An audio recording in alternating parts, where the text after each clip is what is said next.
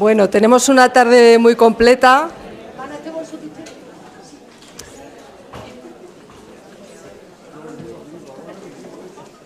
Tenemos una tarde muy completa y acto seguido, pues voy a tener también el gusto de presentarles a la hermana Irene Guerrero, escritora carmelita, que forma parte de esa tradición de escritura femenina tan importante que hay en el Carmelo, que inaugura Santa Teresa y que luego tiene tantas herederas a lo largo de la historia.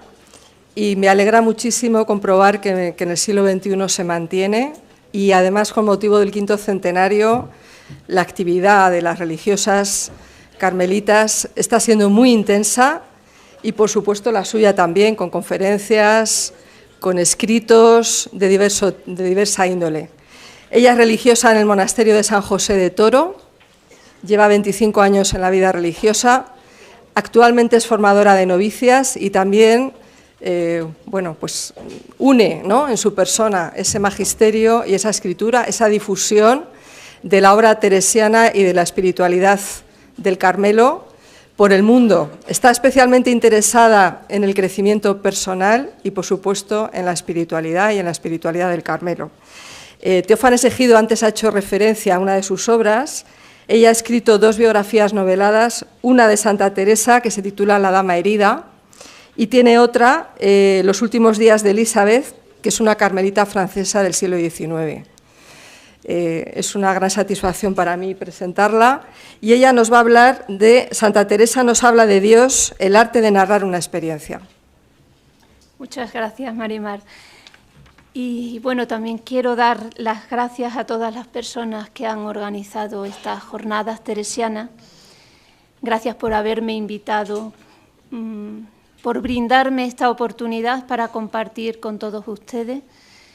Pero sobre todo, gracias por hacer posible el estar aquí reunidos esta tarde en torno a esta figura tan excepcional como es la de la Madre Teresa de Jesús, la cual tuvo siempre mucho que decir a sus contemporáneos y sigue brindando su palabra hasta el día de hoy. Hablar de ella, escuchar sobre ella, conocerla un poco mejor, siempre puede resultar una delicia. Será por ese don que tenía de dar contento allí donde estuviera. Dicen los testimonios que su conversación era muy agradable, que tenía la boca llena de risas. Todos querían estar a su lado por esta manera de ser tan cautivadora que acababa engolosinando a quien la trataba. Yo que vengo a hablar de ella, y después de haber hablado tan eminente profesor y también entrañable amigo como el padre Teófanes, tengo que decir como San Pablo a los Corintios: me presento ante vosotros débil y temblando, porque no les voy a hablar desde la elocuencia ni desde el prestigio de las palabras, sino desde ese conocimiento interior que me da el vivir en el Carmelo, donde me es obligado manejar continuamente los textos teresianos, a la vez que intento vivirlos. Quiero exponerles el proceso que vive Teresa en este arte de comunicar en 3 puntos. En primer lugar, y brevemente, les voy a hablar cómo llega a tener ella esa experiencia, que luego comparte con nosotros. En segundo lugar, 3 pasos importantes en los que ella divide dicho proceso: experimentar, entender y escuchar, y comunicar, perdón. Desarrollaré especialmente este último, la comunicación, poniendo de relieve 4 condiciones o actitudes que sobresalen en Teresa y que pueden ser comunes a todo aquel que habla sobre Dios. Por último, terminaré aclarando cómo en el hecho de comunicar no solo el lenguaje es el protagonista, también el cuerpo tiene un lugar destacado en esto de recibir la experiencia y darla a entender. Todo esto si hay tiempo, porque si no lo hay no pasa nada, pues porque por mucho que se hable de Santa Teresa, aunque estemos aquí 3 días hablando sobre ella, es mucho más lo que se deja por decir que lo que se dice. Hay tanto que decir. Con Teresa podemos ir de la monja contemplativa a la mujer superactiva, a esa mujer que ella misma se llamó baratona y negociadora, al verse metida en 1000 negocios y siempre escasa de dinero. Podemos ir de la fundadora y viajera a la escritora genial y fecunda, de la maestra espiritual a la mujer vieja y ruin que ella se sentía al final. Lo cierto es que es una personalidad tan rica y tan enriquecedora que son muchas las facetas desde las que podemos abordarla, pero creo que uno de los términos que más engloban y el que más a propósito viene para este tema es el de mística. Teresa no es mística porque tenga levitaciones o éxtasis. Teresa es mística porque ha sondeado el misterio y por ello, como dice Santo Tomás, tiene un conocimiento experimental de Dios. Otro teólogo más cercano, también más discutido, Michel de Certeau, dice en esta frase suya tan conocida que los místicos son también exploradores y hablan a los teólogos como los viajeros hablan a los geógrafos y les dicen: vuestros discursos son quizás verdaderos, pero eso yo lo he experimentado, he estado ahí, lo sé y soy testigo de ello. Precisamente porque Teresa es testigo de una presencia, insiste siempre en sus escritos: no diré cosa que no tenga por experiencia. Pero hay que decir que toda experiencia de Dios parte siempre de un encuentro personal con Cristo, que hace pasar a la persona a una realidad distinta de la que hasta entonces había vivido en la superficie. Este encuentro da un nuevo horizonte a la vida. Es también como un despertar de los sentidos interiores y un darse cuenta que hay ojos que ven y oídos que oyen que no son los físicos. Pero el encuentro con el resucitado nunca puede ser una experiencia intimista y privada. Cristo Jesús siempre nos remite al anuncio de la buena noticia.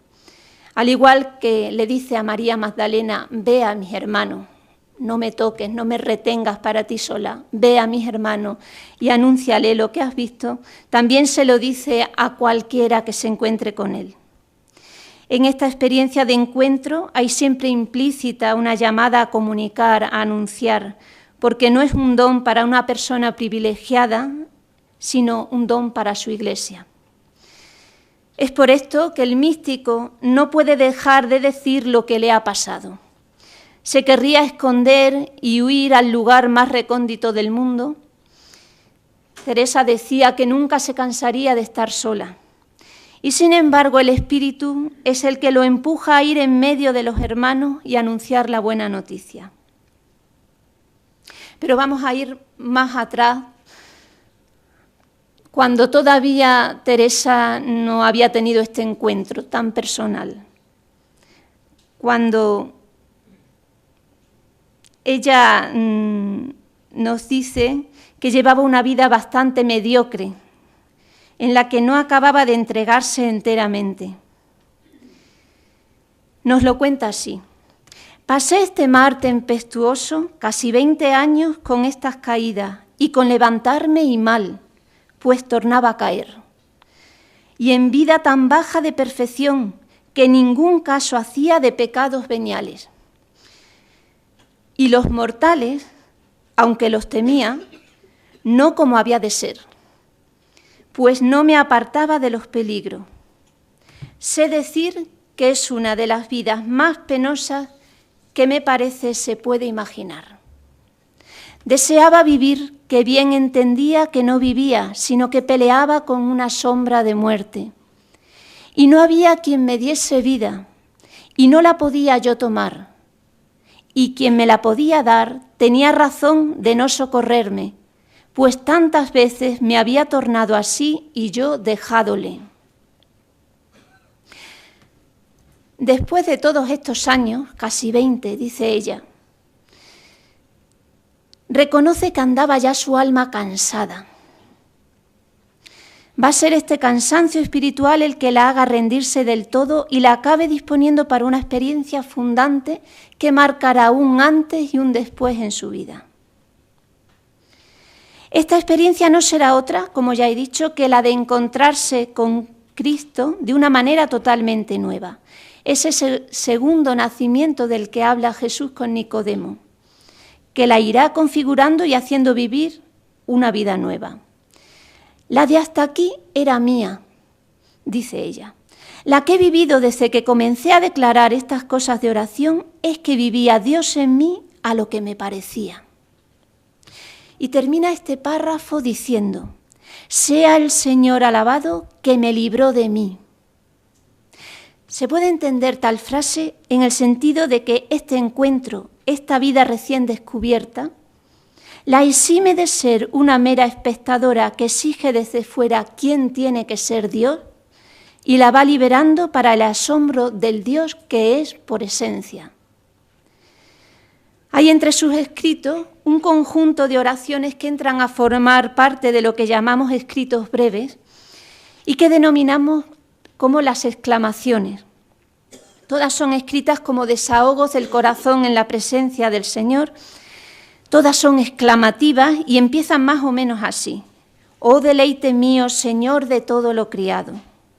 Oh esperanza mía, oh piadoso y amoroso Señor de mi alma, oh verdadero amador.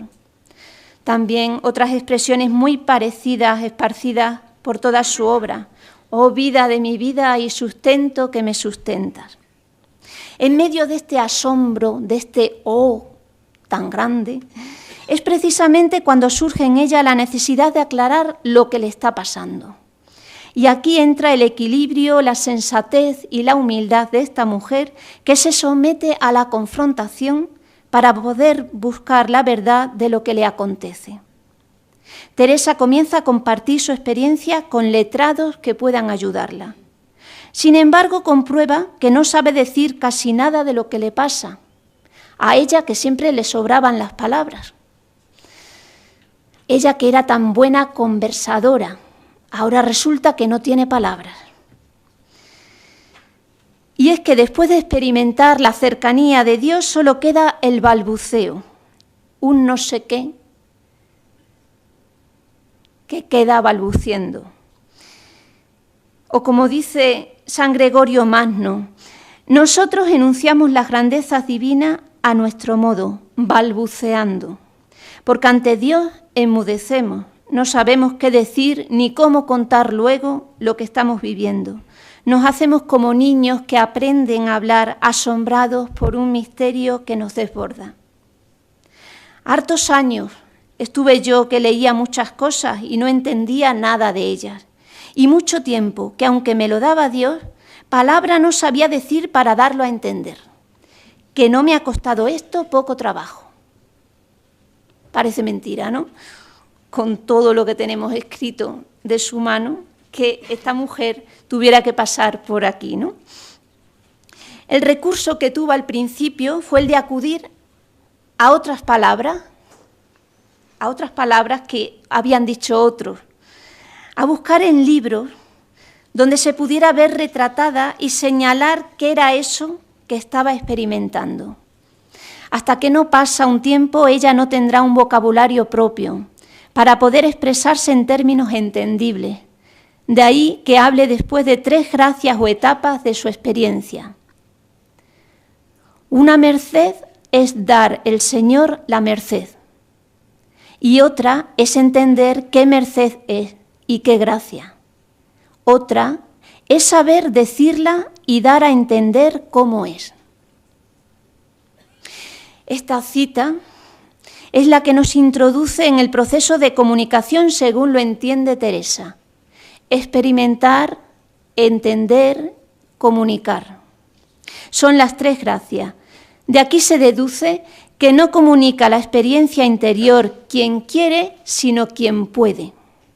El querer se añade al poder como segundo momento, el cual no se puede improvisar y siempre fruto de un tiempo de silencio sobre Dios, que le ha dado espacio para ser más que una idea, Solo aquí existe un verdadero hablar de Dios. Las 3 etapas de la experiencia se han de entender como un don. El tener la experiencia no es algo que la persona pueda provocarse a sí misma, sino algo que le dan, aunque, como insiste Teresa, siempre nos podemos disponer a este recibir. La segunda etapa, la de entender, Dios se la concede a través de la misma Escritura. Ella comprueba que a medida que se esfuerza para encontrar la palabra exacta, se va esclareciendo su entendimiento respecto a la experiencia que ha tenido. Dice ella, ¿para qué hablo? Para que cuando veo despierta mi miseria, Dios mío, y ciega mi razón, pueda ver si la hallo aquí en esto escrito de mi mano. Que muchas veces me veo, mi Dios, tan miserable y flaca y pusilánime, que ando a buscar qué se hizo de vuestra sierva, la que ya le parecía tenía recibida mercedes de vos para pelear contra las tempestades de este mundo. Mientras escribe, la experiencia va tomando forma, van acudiendo palabras con las que se va entendiendo a sí misma. El don de Dios, el talento que nos da, no pasa solo por el resultado final de una obra magnífica, como son los escritos teresianos, sino que esa vida de Dios también se encuentra, cómo no, en el proceso de conocimiento, de observación, de trabajo, de búsqueda, de ensayo y error. Cuando le preguntaron a San Juan de la Cruz cómo había escrito el cántico espiritual, él contestó, unas palabras me las daba Dios y otras me las buscaba yo. Por consiguiente, esta segunda gracia de entender la experiencia a medida que se va buscando, que se va escribiendo, es la que abre las puertas a la tercera, la comunicación, el saber decir. Es en este don o este arte de saber contar una experiencia en el que quiero detenerme y desarrollar en 4 actitudes explícitas que aparecen en Teresa y que nos podrían servir a nosotros, que como Iglesia estamos muy preocupados con la nueva evangelización. Estamos preocupados de comunicar y comunicar bien, delante de la situación de crisis en la que se encuentran ciertas formas de vivir el cristianismo en nuestra sociedad contemporánea. Empieza a ser muy común la frase, no nos entienden, en el reconocimiento de un lenguaje que no expresa, que no es significativo para la gente de hoy en día.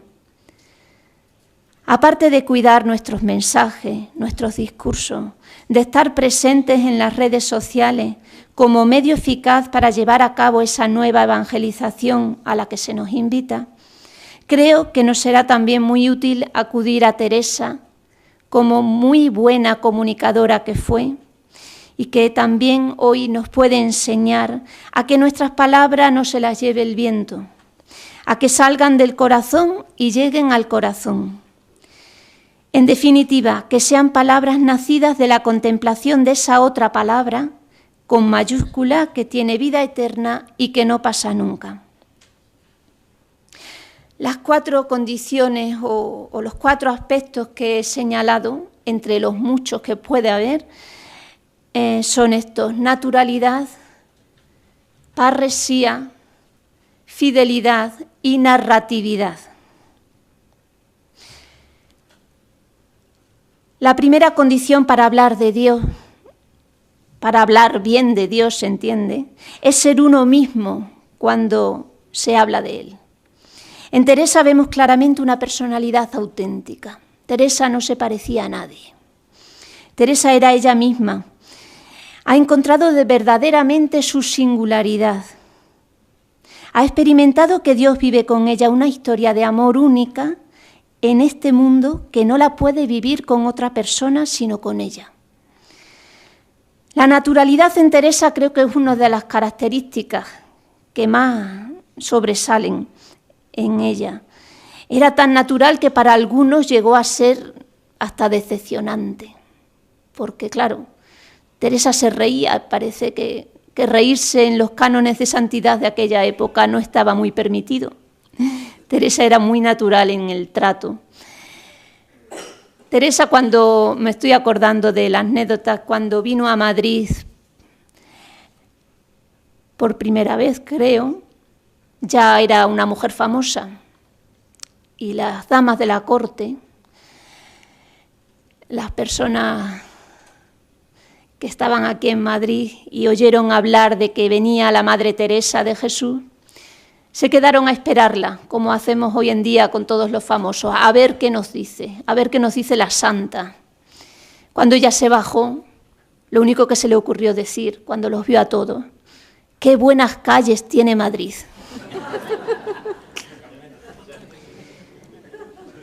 Pero para llegar a no depender de las expectativas de otros, a no hundirse ante las críticas ni rendirse ante los halagos, hay primero que atreverse a ser uno mismo y no querer vivir otra vida distinta de la propia. Esto será algo esencial en el itinerario que Teresa nos propone, pero para ello es preciso conocerse. Una de las primeras disposiciones a las que la santa da mucha importancia es el conocimiento propio. El estar en contacto con nuestro interior, sabiendo que no estamos huecos por dentro, sino habitados por una presencia, apoyados por un amor más grande que nosotros. El primer esfuerzo, por tanto, será hacer acopio de valor para bajar esos peldaños que nos llevan a lo más íntimo de nosotros y vencer el miedo en esas zonas oscuras que no solemos visitar. Porque si bien es cierto que la experiencia de Dios se da en lo más nuclear de la persona, ésta debe estar presente a sí misma y no en la lejana exterioridad, para poder saber realmente quién es y a quién pertenece. Según la santa, nos hemos ido lejos de lo que es nuestro centro, de nuestra tierra. Como hijos pródigos nos vamos y machacamos la herencia, malgastamos la vida, pensando que mientras más cosas tengamos, más felices seremos. Y luego andamos mendigando aquí y allá lo que nadie puede darnos. Tan lejos nos vamos que dice ella que el alma, para que torne a tomar amor, a estar en su casa, es menester mucho artificio, y si no es así, poco a poco, nunca haremos nada. Teresa sabe que no consiste este conocimiento solo en una mirada introspectiva, pues jamás nos acabamos de conocer si no procuramos conocer a Dios. Y para esto nos insiste la santa que le miremos, porque poniendo los ojos en Cristo, nuestro entendimiento y voluntad se hace más noble y más aparejado para todo bien, tratando a vueltas de sí con Dios y saliendo del cieno de nuestras miserias. Pasa lo mismo que cuando miramos a un tú, a otra persona. La otra persona nos dice quiénes somos y llegamos a concluir que somos semejantes. Nos reímos igual, lloramos igual, nos duelen las mismas cosas. Cuando miramos a Cristo, este nos está diciendo también quiénes somos. Somos hijos en el Hijo. Este es el disponerse del que habla ella para poder sentir la experiencia y después entenderla y poder comunicarla. Cuando no somos nosotros mismos ni nos hemos llegado a conocer, no resultamos convincentes. Se nota mucho que para hablar de Dios se utiliza un lenguaje postizo, afectado, en el que se refleja que Dios es algo de lo que se habla, pero no alguien que nos ha seducido y que nos ha cambiado la vida. Los testimonios que tenemos de las monjas que la conocieron dice que cuando pudieron leer el libro Camino de Perfección, reconocieron enseguida su voz y decían, así hablaba ella. Y es cierto, Teresa utiliza escribiendo un lenguaje oral más que escrito. Por eso recomendamos siempre en el Carmelo que a Teresa hay que leerla en voz alta, porque se trata de escucharla más que de leerla. Es más, no puede escribir sino hablando con sus interlocutores. Escribiendo necesita también un tú a quien dirigirse, igual que lo necesita para conocerse. En el prólogo de Moradas dice a sus monjas, iré hablando con ellas. como si alrededor de una gran mesa, donde ella está escribiendo, se sentaran sus monjas, por una parte, por otra parte la Trinidad, por otra parte el director a quien le va dirigida el libro. Y empieza a hablar, empieza a escribir. Y, por ejemplo, hablando de las almas encopetadas que no se osan bullir porque parece que se les va la devoción,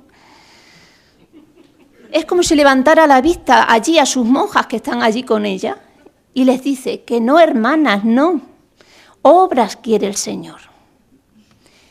Pasa del plural al singular, pasa de no, hermanas, no, pasa y dice, y que si ves a una enferma, o sea, ya las va mirando una a una, que si ves a una enferma a quien puedes dar un alivio, no se te dé nada de perder esa devoción y te compadezcas de ella. Al poco de esto, se puede dirigir muy bien a Cristo directamente y le sale una oración del corazón, ¿no? Oh Señor de mi alma y tal, y va hablándole a Él. Hay en camino un número muy simpático en el que se atreve hasta a reñirle al Padre en defensa del Hijo. Dice, oh Padre eterno, mirad que no son de olvidar tantos azotes e injurias y tan grandísimos tormentos. Pues, Criador mío, ¿cómo pueden sufrir unas entrañas tan amorosas como las vuestras, que lo que se hizo con tan ardiente amor de vuestro Hijo se ha tenido en tan poco? Se pone con el Padre, bueno, sigue, esto sigue. En otras ocasiones ya no le basta a los interlocutores que tiene sentado en esa mesa figurada, sino que ella se siente subida en esa atalaya donde se ven verdades y se dirige a todos los mortales. Oh mortales, volved, volved en vosotros. Mirad a vuestro rey que ahora le hallaréis manso. Acábese ya tanta maldad. Vuélvanse vuestras furias y fuerzas contra quien os hace la guerra y os quiere quitar vuestro mayorazgo. Tornad, tornad en vosotros, abrid los ojos. Esto nos dice que era la misma cuando enseñaba que cuando hacía cualquier otra cosa. Cuando hablaba que cuando oraba. Pues para ella la relación con el Señor no es algo separado de las demás relaciones. El acto de oración no lo concibe ceñido a ciertas horas, sino que se debe expandir durante todo el tiempo. Dios atraviesa toda su vida y es esta experiencia la que nos comunica, porque el verdadero amante en toda parte ama y se acuerda del amado. Recia cosa sería que solo en los rincones se pudiera traer oración. La naturalidad a la hora de hablar de Dios hace que éste se cuele en cualquier conversación y aunque no se le llega a nombrar explícitamente, se puede percibir que la persona habla desde él. Su discurso, su acción y todo su trato discurre en el espacio de Dios. A esto anima Teresa a sus monjas, a que su lenguaje sea en Dios como algo natural, no postizo. A las que tanta obligación tienen de no hablar sino en Dios, este es vuestro trato y lenguaje. Quien os quisiere tratar, depréndale. Vive con tanta naturalidad esta relación con el Señor que se llega a preguntar qué necesidad tiene de hablar de Él, de hablar con Él, si Él está dentro de ella. Sin embargo, sí hay una necesidad. Es la fuerza arrolladora del Evangelio la que le empuja a hablar por encima de todas las dificultades con las que se puede encontrar. Y tuvo muchas. Esta es la parresía, siguiente aspecto que encontramos en su comunicación. El primer obstáculo con el que el comunicador de Dios se encuentra es la inefabilidad. Las palabras sobre Dios siempre son deficientes, Dios siempre se nos está escapando. A veces son palabras torpes y por eso podemos decir que son como indicadores hacia su misma realidad, que está más allá de ellas mismas. Es esa impotencia que también sintió Jeremías cuando dijo: «Ah, Señor, mira que no sé expresarme, que soy un muchacho». Oh, Dios mío, ¿quién tuviera entendimiento y letras y nuevas palabras para encarecer vuestras obras? Dice Teresa, la cual no dejaba de estrujar el castellano de su época para dar a entender algo de su experiencia, pareciéndole siempre que se quedaba corta. Deshaciéndome estoy, dice ya en las Sextas Moradas, en el último de sus libros. Deshaciéndome estoy, hermanas, por daros a entender esta operación de amor y no sé cómo. Esta inefabilidad de Dios siempre es un reto para el explorador de Dios. Su experiencia siempre se escapa, no se domina nunca del todo ese lenguaje que hay que traducir en palabras, porque como dice San Juan de la Cruz, se habla mal en las entrañas del Espíritu, si no es con el entrañable Espíritu. Podemos decir que solo quien sabe, que no sabe hablar del todo de Dios, está en el buen camino para hablar bien sobre Él. Esta tendencia de saberse pobre queda vencida por la urgencia de comunicar a la que somete la presencia expansiva de Dios en uno mismo. Por eso Dios sigue diciendo al místico, al profeta, aquel con quien se encuentra y es enviado: no digas soy un muchacho, pues a donde quiera que yo te envíe irás y todo lo que te mande dirás. Esta es la parresía que le da no solo la libertad de expresión, sino la obligación de hablar con la verdad para el bien común, incluso frente al peligro individual. Elige la franqueza en vez de la persuasión, la crítica en vez de la adulación, el deber moral en vez del autointerés y la apatía. Por eso Teresa no puede callarse, por muchas ganas que tenga de soledad y silencio, o por mucho que se le recomienden algunos varones y letrados desde el púlpito, como pasó aquel día con un franciscano, que comentando las palabras de San Pablo sobre las mujeres que mejor se callaran en la asamblea, dijo que así le valdría más a la Madre Teresa si se estuviera en su convento, como si se estuviera en su convento dedicándose a hilar y no estuvieran siempre de acá para allá en los caminos, ¿no? A ella le llegó esto, ¿no? Y se fue al Señor con sus cuitas, ¿no? Pensando que a ver si estaba equivocada. Ella, que leyendo el Evangelio se daba cuenta de que Jesús nunca despreció a las mujeres, sino que formaban parte de su grupo. Y que se refleja muy bien en el texto censurado, que se hacía ilusión antes. Marimar lo preguntó, el texto de Camino del Escorial. No basta, Señor, que nos tiene el mundo acorraladas e incapaces para que no hagamos cosa que valga nada por vos en público. Ni osemos hablar algunas verdades que lloramos en secreto, sino que no nos habíais de oír petición tan justa. No lo creo yo, Señor, de vuestra bondad y justicia, que sois justo juez, y no como los jueces del mundo, que como son hijos de Adán, y en fin, todos varones, no hay virtud de mujer que no tengan por sospechosa. Pues bien, le fue al Señor con esto y resulta que el Señor le confirmó en lo que ella pensaba, como dijo el padre Teófanes. Díjome el Señor: diles que no se sigan por sola una parte de la Escritura y que si podrán por ventura atarme las manos. Mandó llamar al predicador y le dijo esto mismo. Resultó que el que se presentó como corrector se fue como corregido y además amigo y defensor de por vida de la Madre Teresa. Por otra parte, hay que aclarar también algunas frases suyas que pueden llevarnos a confusión, como son las que habla de la flaqueza de las mujeres y de su propia ruindad, que también ha salido. En fin, mujer, y no buena, sino ruin.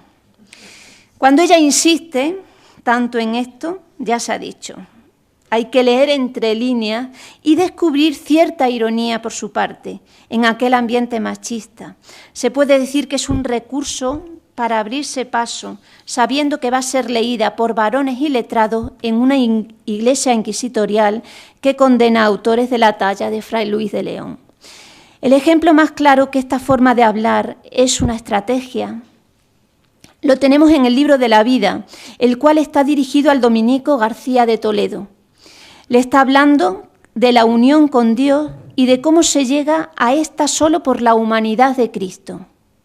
Afirma algunas cosas tan categóricamente que de pronto dice: quizá yo no sé lo que digo. Vuestra merced lo entenderá, si atino en algo, pues el Señor le haya dado experiencia de ello. Aunque no es de mucho tiempo, quizá no había miradolo tanto como yo. O sea, vuestra merced tiene, vuestra señoría tiene experiencia de lo que se está tratando aquí, pero no tanto, claro, no lleva tanto tiempo ni tanto como yo. 2 números más abajo vuelve a decir respecto a teorías de libros de la época que mantenían la tesis de que en ciertos estados de oración había que aparcar todo lo corpóreo, y en eso también entraba la humanidad de Cristo. Yo no lo contradigo, porque son letrados y espirituales, y saben lo que dicen. Y por muchos caminos y vías lleva Dios a las almas.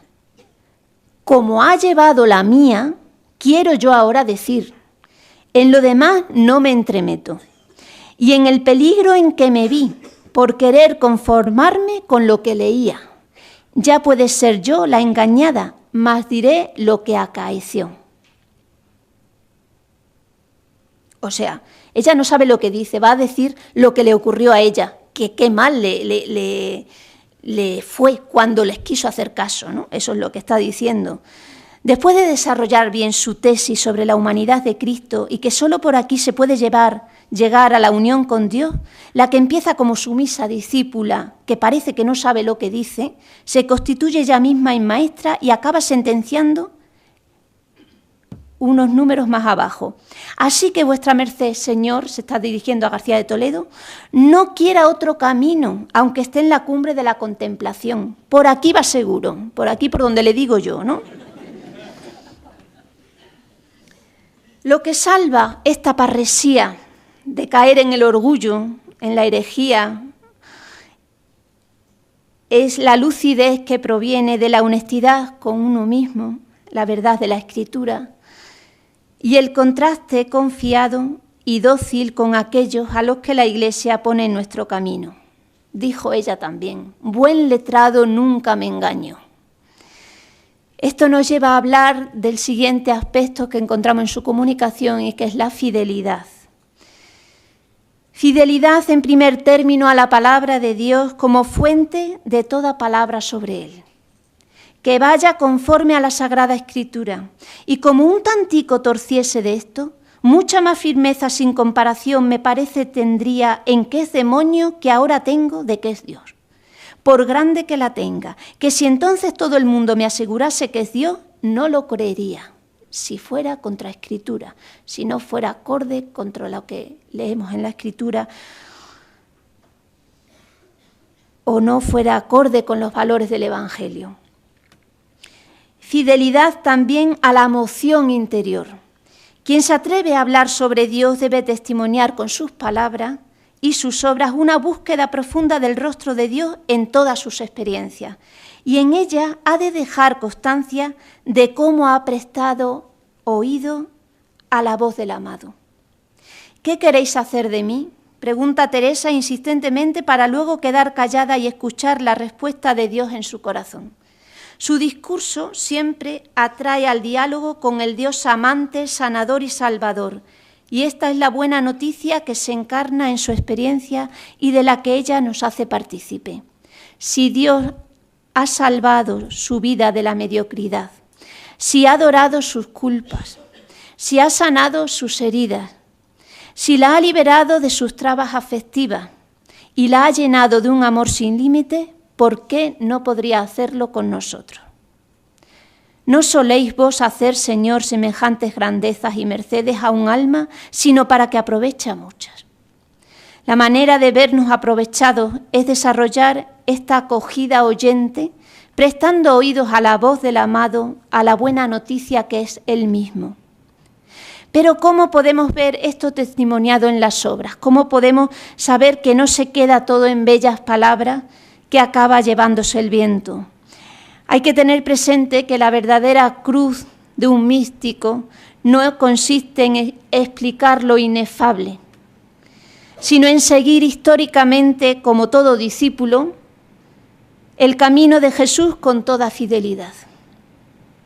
Solo entonces su discurso sobre Dios destilará la sabiduría de Dios, mucho más honda que toda ciencia, que se impregna en el seguimiento de Jesús y de la que Teresa es toda una experta. Su vida avala su escritura, por eso sus palabras, después de 5 siglos, siguen interesándonos hoy. Hablando de esto mismo, nos dice ella al final de Moradas: si su majestad nos mostró el amor con tan espantables obras y tormentos, ¿cómo queréis contentarle solo con palabras?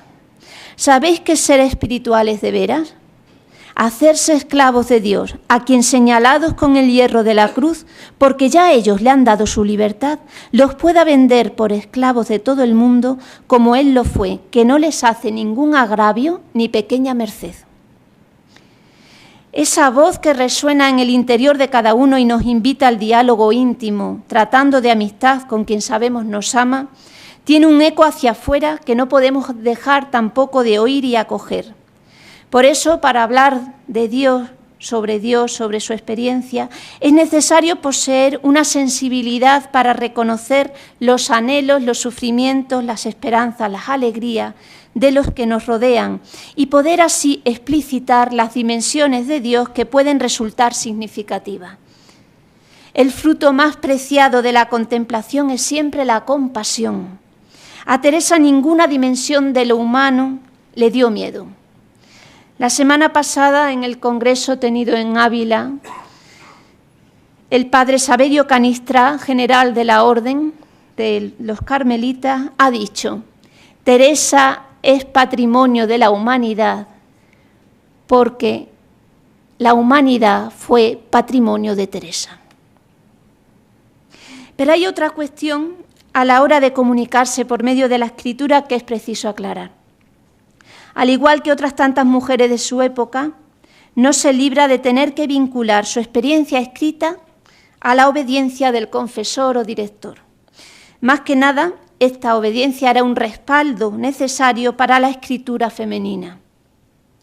Ella repite una y otra vez que escribe por obediencia. Lo que pasa es que hay una obediencia mucho mayor dentro de ella y que está antes que la de cualquier director. En el libro de la vida escribe en el prólogo: sea bendito por siempre que tanto me esperó, a quien con todo mi corazón suplico me dé gracias para que con toda claridad y verdad yo haga esta relación que mis confesores me mandan. Y aún el Señor sé yo, lo quiere muchos días sino que yo no me he atrevido. O sea, antes que me lo mandaran los confesores, yo sé que el Señor lo quería, solo que yo claro, no se podía atrever si no tenía la obediencia del confesor. Se puede decir que hay entonces una triple obediencia. Primero, a Dios, que es el que empuja desde dentro el deseo. Al confesor o director, como mediación de Dios en la tierra. Y en tercer lugar, hay otra obediencia, que es a sí misma. Teresa tiene una vocación clara de escritora que no puede traicionar. Esto lo vemos muy claramente cuando se está gestando en ella el libro de Moradas, que bien podemos considerar como su obra maestra. Me vaya a permitir ahora que os lea unos textos en los que se puede ver esta triple obediencia muy claramente. En el año 1577, uno de los años más dolorosos que pasó Teresa, porque se le venía todo abajo, todo lo que había construido parecía arruinarse. El general le prohíbe en ese año fundar y le manda a recluirse en un convento a manera de cárcel. El nuncio, que estaba de su parte y que según ella era un santo, se muere y traen a otro que es contrario a la reforma. Como ya se ha dicho, ¿no?, que era el que parecía le había enviado Dios para ejercitarnos en padecer. En ese año recibe calumnias, difamaciones, ella y algunos frailes descalzos. Es un momento realmente duro, difícil. En medio de este sufrimiento, el 17 de enero de este año, escribe a su hermano Lorenzo: al obispo envié a pedir el libro de la vida, que lo tenía don Álvaro de Mendoza, obispo de Ávila. Al obispo envié a pedir el libro porque quizás se me antojara de acabarle con lo que después me ha dado el Señor, que se podría hacer otro y grande. Y si el Señor quiere acertarse a decir, y si no, poco se pierde. O sea, ya está maquinando ella que con lo que el Señor le ha ido concediendo, se puede escribir otro libro y grande. Después de esto, ella habla con el padre Gracián, superior de los Descalzos. Habla en mayo con el padre Gracián y le dice que qué lástima que el libro de la vida lo tenga el inquisidor, porque el que tenía el obispo de Ávila era una copia que no quería soltar. El inquisidor tampoco lo quería soltar. Y entonces él le dice al padre Gracián que qué lástima que esas cosas que están allí hablando, lo bien que están dichas en aquel libro. Bueno, tanta la taledad que Gracián le dice, bueno, pues escriba otro donde vuelva a decirlo, ¿no? Ya consigue la obediencia al confesor. El 2 de junio, o sea, esto fue en mayo, el 2 de junio comienza a escribir y dice un testimonio que escribía tan apriesa y velozmente como suelen hacer los notarios públicos. O sea, sin releer, sin tachar, todo seguido. Ya en las cuartas moradas escribe, ya tenía olvidado lo que trataba porque los negocios y salud me hacen dejarlo al mejor tiempo. Pero a pesar de las interrupciones por los negocios y la salud, que nunca la tuvo buena, al mes de haber comenzado ya tiene escrito parte de las quintas moradas. En este momento se traslada a Toledo, de Toledo a Ávila, y el libro sabemos que se interrumpe durante 5 meses. Desde finales de octubre al 29 de noviembre consigue acabarlo, habiendo ocupado su composición 2 meses escasos. Estamos hablando de uno de los tesoros de la literatura española, no de cualquier libro.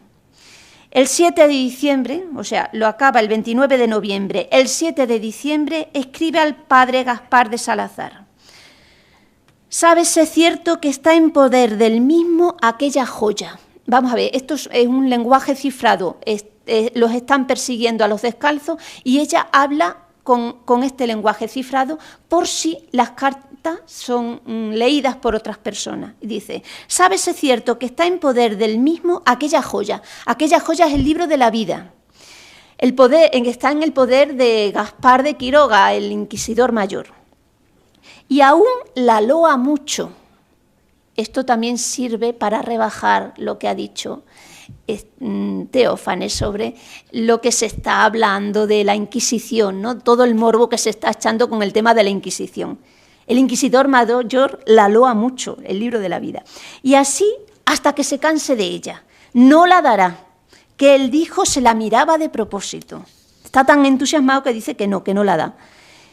Que si viniese acá el señor Carrillo es el mismo al que dirige la carta, dice que vería otra, que a lo que se puede entender, o sea, vería otra joya, que a lo que se puede entender le hace muchas ventajas. Esa otra joya es el libro de moradas, porque no trata de cosas, sino de lo que es él, y con más delicados esmaltes y labores. Porque dice que no sabía tanto el platero, o sea, ella, no sabía tanto el platero que la hizo entonces, y es el oro de más subidos quilates. No necesitaba abuela de verdad. Es el oro de más subidos quilates, aunque no tan al descubierto van las piedras como acullá. Esto quiere decir que en el libro de la vida todas las gracias recibidas del Señor, ella dice que las ha recibido ella. En el libro de moradas siempre habla de ella en tercera persona, ya escarmentada, ¿no?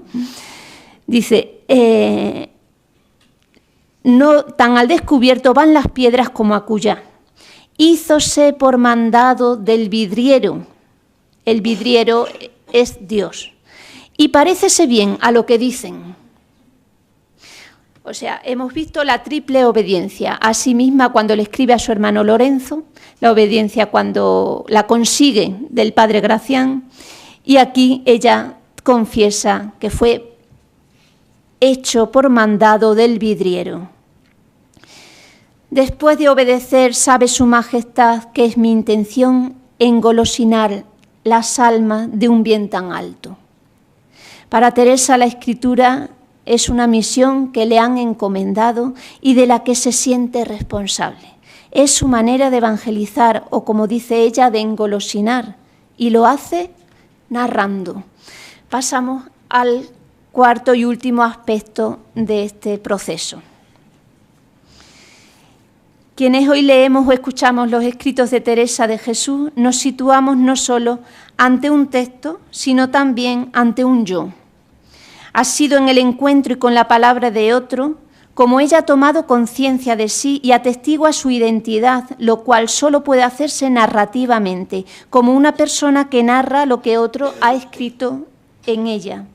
Esta modalidad narrativa, al no ser en su núcleo un lenguaje descriptivo, sino propositivo, nos permite como lectores y oyentes incorporarnos a través de él a una relación donde conocer a Dios.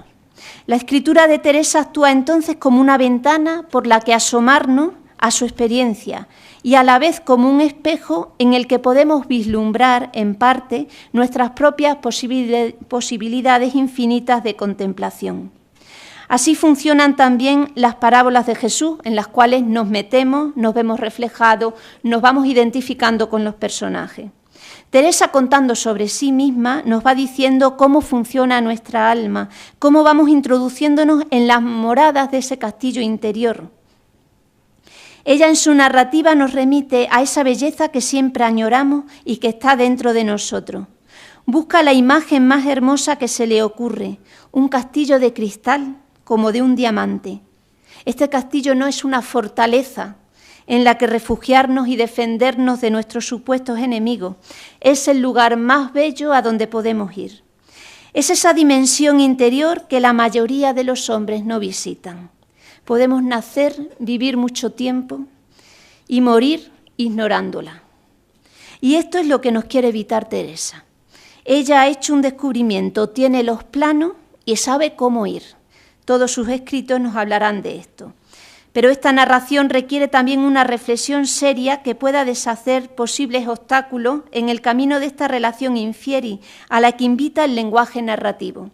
La atención en su grado más alto, como dice Simone Weil, es la que le permite hacer un análisis certero de estos caminos interiores que ella misma ha recorrido y la coloca como pionera en la investigación de la intimidad, inspirándose, claro está, en las confesiones de San Agustín. Pero a su vez deja abiertas las posibilidades que hay en cada uno sin que nos tengamos que ceñir a su propia forma de experimentar, porque, dice, aunque no se trata más de 7 moradas, en cada una de estas hay muchas, en lo bajo y alto y a los lados, con lindos jardines y fuentes y laberintos, y cosas tan deleitosas que desearéis deshaceros en alabanza del gran Dios que le crió a su imagen y semejanza. En su búsqueda del ensanchamiento, Teresa nos presenta el castillo interior como un espacio amplio y luminoso, en el que se encuentran puertas que nos abren a una anchura cada vez mayor, a ese lugar espacioso del que habla el Salmo, donde el Señor nos libra porque nos ama. Un lugar donde la experiencia mística deja de ser un fin en sí misma y se abre como camino dentro del proceso de plenitud humana. Y aquí es donde empieza a ser ella la narradora de las misericordias del Señor. Al final del libro del Castillo Interior, en la conclusión, dice el por qué lo ha escrito: por el gran deseo que tengo de ser alguna parte para ayudaros a servir a este mi Dios y Señor. Su intención es claramente implicar al lector desde su narrativa y tener ella alguna parte en el proceso de quien la escuche, de quien la lea. Y creo que así fue en mucha gente que la trató, y así lo sigo siendo hoy, con otros muchos que se encuentran con Dios por medio de Teresa. Yo os puedo decir que me encontré a los 12 años y sigo a su lado hasta el día de hoy. Voy a cortar porque ya me han avisado de que el tiempo pasa, y empecé diciendo que en los testimonios se leen que todos querían estar con ella, tratarla. Uno de ellos dice expresamente que todo cuanto tocaba a la Madre Teresa parecía cobrar vida. Este es, en fin, el arte de contar una experiencia sobre Dios, comunicar su vida abundante en todas las maneras posibles de expresión. Para confirmar esto y también para terminar, os leo dos textos, uno que escribió una de sus hijas predilectas, María de San José, y el otro de el padre Rivera. Dice María de San José: a este tiempo me llamó el Señor a la religión, viendo y tratando a nuestra madre y a sus compañeras, las cuales movían a las piedras con su admirable vida y conversación. Y lo que me hizo ir tras de ellas fue la suavidad y gran discreción de nuestra buena madre, y creo verdaderamente que si los que tienen oficio de llegar almas a Dios usasen de la traza y maña que aquella santa usaba, llegarían muchas más de las que llegan, que como nuestro natural es inclinado a buscar contento y a huir del trabajo, pintar la virtud y lo que es servicio de Dios áspero y dificultoso, es atemorizar los flacos que no han probado cuán suave es el padecer por Cristo. Esta admiración es normal en una carmelita y más en una hija como lo fue María de San José. Lo que es menos normal, la admiración que le profesa el padre Rivera en la conclusión de la biografía que hace de la Madre Teresa de Jesús. Dice el padre Rivera, y con esto termino, creo que estas palabras son merecedoras de ser pronunciadas aquí en este día. Y tú, madre mía, por cuya gloria y memoria he trabajado, aunque no merecía contar tus loores, bien sabes cuán de buena gana lo he hecho, y lo que tú has hecho para que se hiciese. Deseado he que no se pierda la memoria de tus gloriosas obras, y para esto he hecho toda la diligencia que me ha sido posible para que seas siempre conocida y alabada e imitada, y en ti y por ti sea alabado este gran Señor que tan maravillosamente te hizo. Y pues el Señor en esta vida me hizo tanto bien que yo te conociese y tú me quisieses bien, y tomases cuidado de encomendarme a su majestad, alcánzame de él lo que te he suplicado y nunca te descuides de este miserable hijo tuyo, que tan entrañablemente te ama, hasta que por tus merecimientos llegue a la bienaventurada vista de nuestro Creador y Señor, donde contigo y con todos los santos le goce y le alabe para siempre jamás.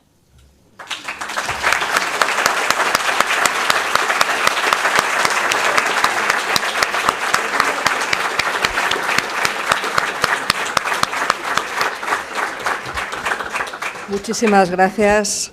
Abrimos un turno de preguntas.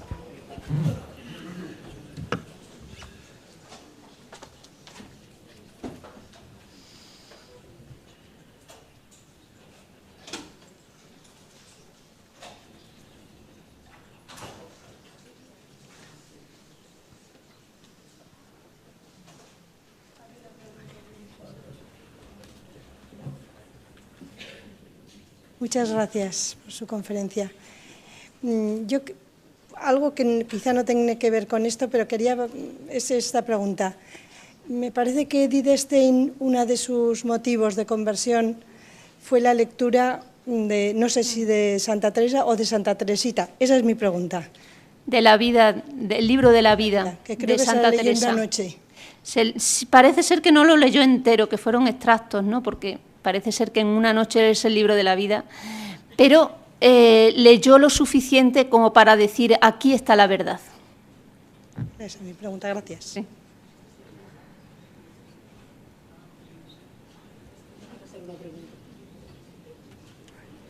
Buenas tardes, hermana. Yo quiero darle las gracias por el bien que me ha hecho su conferencia, su charla. Animarla para que siga llevando esta palabra y esta verdad al mundo entero, a todos los sitios donde la llamen y donde le sea posible. Y que sepa siempre que Dios se vale siempre de lo más pequeño, de lo más sencillo, que no hace falta licenciatura, ni hacen falta, que también, claro que sí, pero que los que no sabemos, los que no tenemos, los que no hemos tenido la oportunidad de estar en una universidad, de estar donde eso, Dios nos quiere también porque llegamos a las almas. Muchísimas gracias y que Dios la bendiga. Muchas gracias.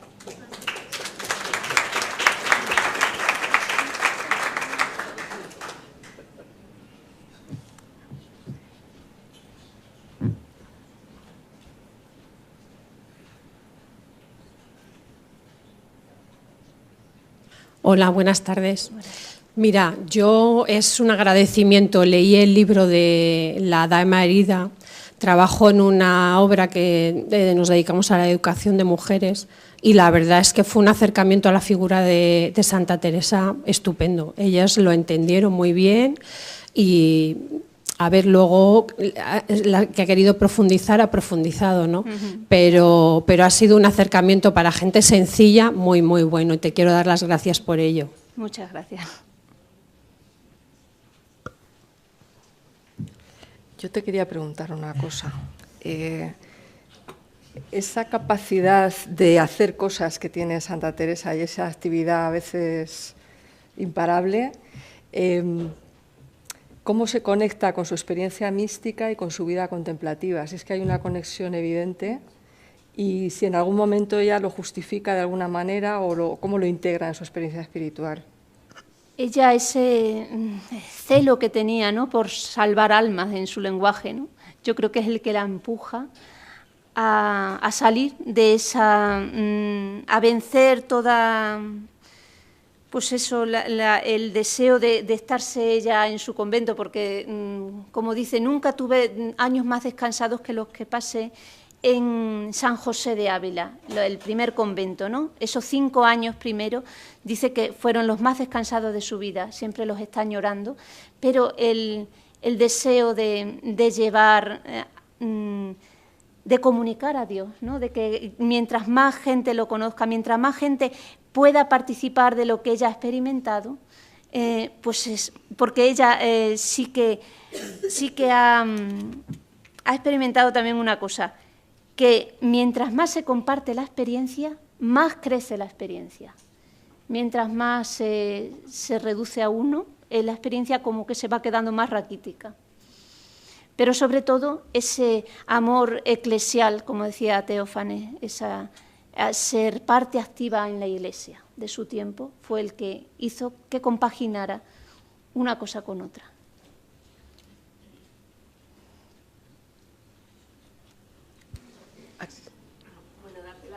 Creo que eres una excelente comunicadora. Soy fan número 1 de tus novelas, pero no te había escuchado y me ha encantado. En segundo lugar, decir que, bueno, a mí me sedujo Santa Teresa en primer lugar por el tema de la interioridad, acercarme al camino de la oración, pero sobre todo me ha seducido porque es una mujer que invita sobre todo a buscar la verdad, a la autenticidad, en lo que has insistido mucho, insiste mucho en el conocimiento personal. Y yo me hago la siguiente pregunta, ¿verdad? En estos ámbitos que nos movemos, de grupos carmelitanos y tal, pues siempre hablamos muy en teoría de estas 3 condiciones para el camino de la oración, amor, desasimiento, libertad. Y me pregunto si no hablamos demasiado en teoría, pero después no nos servimos de los instrumentos que tenemos a nuestro alcance ahora para llevar a cabo ese conocimiento personal, es decir, a través de la psicología y de otros instrumentos que nos permiten verdaderamente llevar a cabo esa inmersión en el hondón de la persona, conocer nuestras sombras y demás, porque si no parece que se dice como muy piadosamente y a veces nos quedamos en esa Santa Teresa piadosa, pero no en la mujer que de verdad nos invita a una transformación interior. Y ahora yo creo que la espiritualidad no se concibe si no es integrada con la psicología. Si no nos quedamos en mera piedad que no nos lleva a ningún sitio, ¿no? Transformación. No sé qué idea tienes tú de eso, es mi experiencia. Bueno, Santa Teresa, hablando de este conocimiento que debemos hacer, dice que no nos quedemos en una mirada narcisista, o sea, que no estemos ahí mirándonos siempre, porque dice, si no salimos de esa mirada, que es el primer paso, o sea, sí que hay que hacerla, pero no quedarnos en ella. Y dice, como hemos dicho, ¿no? No acabamos de conocernos nunca si no conocemos a Dios, si no nos ponemos a mirarle a Él, ¿no? Ahí es donde es el espejo donde ella nos quiere poner frente a Él. Y dice, si esa mirada narcisista se mantiene, dice, nunca salimos del cieno de nuestras miserias. Siempre estamos ahí enredados, ¿no? O sea, el conocimiento ya lo concibe de esa manera, no solo una mirada hacia adentro, sino sobre todo una mirada hacia Él, que es el que nos va a decir quiénes somos y a quién pertenecemos. Vale. Primero, gracias, como todos, por la conferencia tan preciosa que nos has dado. Soy yo, me decía que no me ven. Soy yo. Y una pregunta, los que me conocen saben de mi preocupación, que a veces es un poco continua, pero me sigue preocupando igual. ¿Qué hacemos en un mundo actual, en la sociedad que tenemos, donde lo personal no se quiere oír? Quiero decir, en cuanto a la relación con Dios. O sea, lo que vamos oyendo en las calles, incluso en las parroquias, es una tendencia a lo impersonal, a la esencia, a lo trascendental. En cuanto entramos en la relación personal, hay un rechazo. ¿Qué se hace con esto? Porque yo creo que Teresa de Jesús es tremendamente fuerte y no digo dura, pero clarísima con esto, la humanidad. O sea, ¿qué hacemos con esto hoy que se está extendiendo de esta manera en un sincretismo religioso tan grande que a mí me preocupa muchísimo? No sé si te he entendido bien, pero creo que Teresa es muy concreta. O sea, nunca se quedan abstracciones, ¿no? Que creo que es a lo mejor lo que podías estar diciendo. Nunca se queda en la abstracción, sino que baja, siempre está aterrizando, ¿no? Siempre eso de obras quiere el Señor. Y creo que el enganche o la enseñanza que podemos recibir de ella es esa aventura interior a la que nos está invitando, ¿no? Porque quien se encuentra con Él, quien hace esa experiencia, a la fuerza tiene que ser sensible a los que le rodean. Tiene que ser concreto. Si no, dice ella, no es una experiencia verdadera, es una experiencia falsa que te estás inventando tú, si no te lleva a esa compasión. No sé si te he respondido. Por ahí, habían levantado la mano, ahí atrás.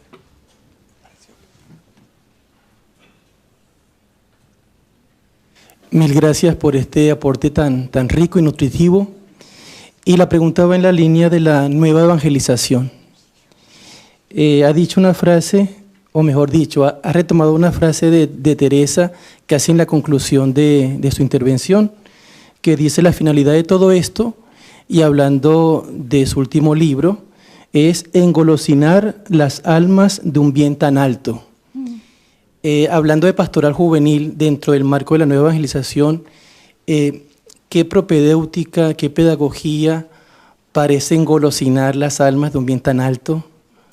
Nos propondría, pues, así como en línea práctica. Como ha dicho María de San José en esta cita que he leído, si los que están para acercar las almas a Dios tuviesen la traza y maña que tenía la Madre Teresa, esa traza y maña es la que hay que conseguir, y yo no sé cómo. Supongo que también estando muchas veces con Él, como dice ella, tratando a solas con Él, también iremos aprendiendo, ¿no? No queramos reducirlo a técnicas para llegar más a la gente. Sí valen, y son necesarias tener ciertas técnicas, ciertos recursos, pero sobre todo llevaremos la gente al Señor si lo ven en nosotros, si transparentamos esa vida interior. Una pregunta así muy rápida. Que ha aludido a lo de las redes sociales para comunicar. Y yo qué sé, a mí me suena como las coplas de ciego, que Teresa escribió, pero no sé. Me gustaría saber de verdad si no hay muchos foros, que hay que ir a las redes sociales. Me imagino que es internet, Facebook y tal. Sí. He dicho que estamos preocupados, ¿no?, por comunicar y comunicar bien. Y que está muy bien, pues, cuidar nuestros discursos, cuidar nuestros mensajes, nuestra presencia en las redes como un medio eficaz de evangelización. O sea, valen. Pero que escuchemos también a Teresa, ¿no?, en lo que nos puede enseñar ella. Eso es lo que he querido decir.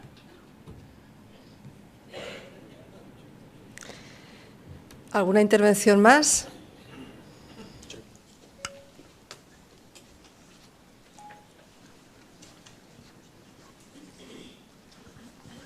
No sé, es una duda quizás universal, no creo que sea exclusivamente mía. Yo creo que Santa Teresa no escuchó tantísimas conferencias sobre espiritualidad como las que estamos escuchando no solo este año, especialísimo, sino a lo largo de nuestra vida. ¿No será que la respuesta la tenemos, pero me gustaría abundar en ella desde una perspectiva como la tuya, ¿no? ¿No será que nos falta no solo escuchar conferencias, sino pasar al paso de la experiencia, que es de donde nació todo lo que después nos está dando Teresa? Teresa no pudo escuchar conferencias porque no las había, pero escuchó sermones y le encantaban los sermones. Dice que aunque fuera malo, pues siempre podía encontrar algo bueno. O sea, ella no despreció la comunicación de los otros, no despreció ni mucho menos la cultura ni a los letrados, porque si Santa Teresa no fue a la universidad, porque no podía, claro, otra cosa es que si hubiera podido, a lo mejor se hubiera animado, llevó la universidad a sus conventos, Eso sí, porque se trató con lo más granado de las universidades de aquel tiempo, lo mejor.